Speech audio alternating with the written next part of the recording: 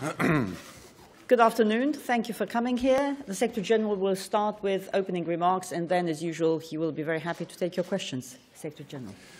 Good afternoon. The Foreign Ministerial meeting of NATO, which takes place in Antalya this week, will take place during a very busy time of NATO, because right now troops from across the alliance are exercising together, making sure that our collective defense is strong and ready.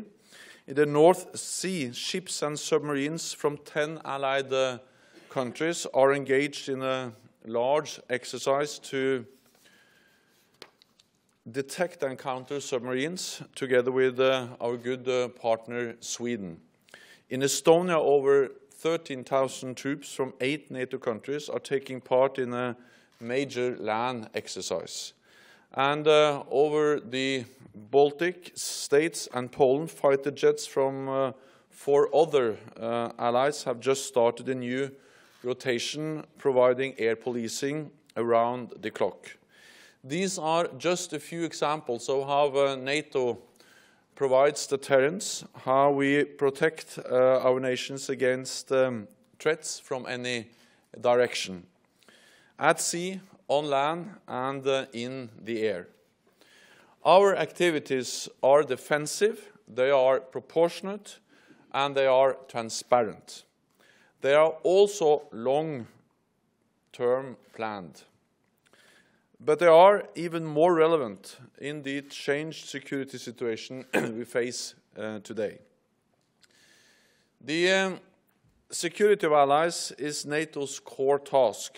That is why we now are implementing the biggest reinforcement of our collective defense since the end of the Cold War.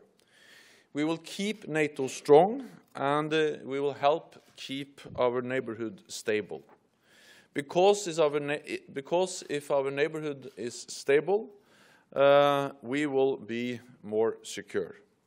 So when foreign ministers meet in Turkey, we will also discuss what more we can do with our partners and for our partners.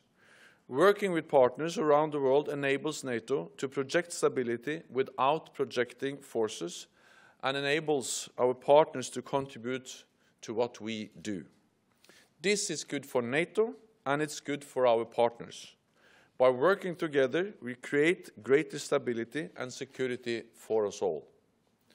Ukraine is a valued partner of NATO, and we will hold a meeting of the NATO-Ukraine Council at this critical time when we meet in Antalya.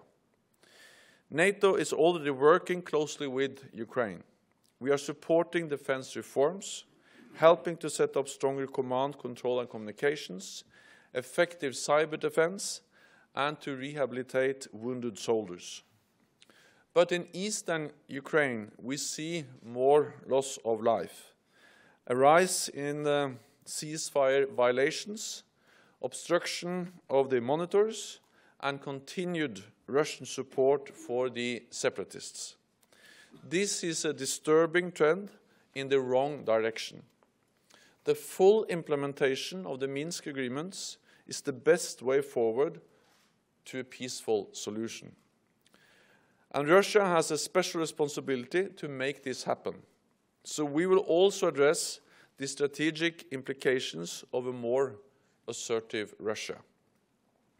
And we will assess with our international partners the extremism and turmoil on our southern borders. For a decade, NATO has played a key role in bringing stability to Afghanistan. In Antalya, we will discuss how to strengthen our partnership with this country for the future. I expect we'll decide to maintain a presence in Afghanistan, even after the end of our current mission to train, advise, and assist the Afghan security forces. Afghan soldiers and police have been doing a great job since they took responsibility for security at the start of this year. But they will continue to need support, and we will continue to stand with them. And with that, I'm ready to take your questions.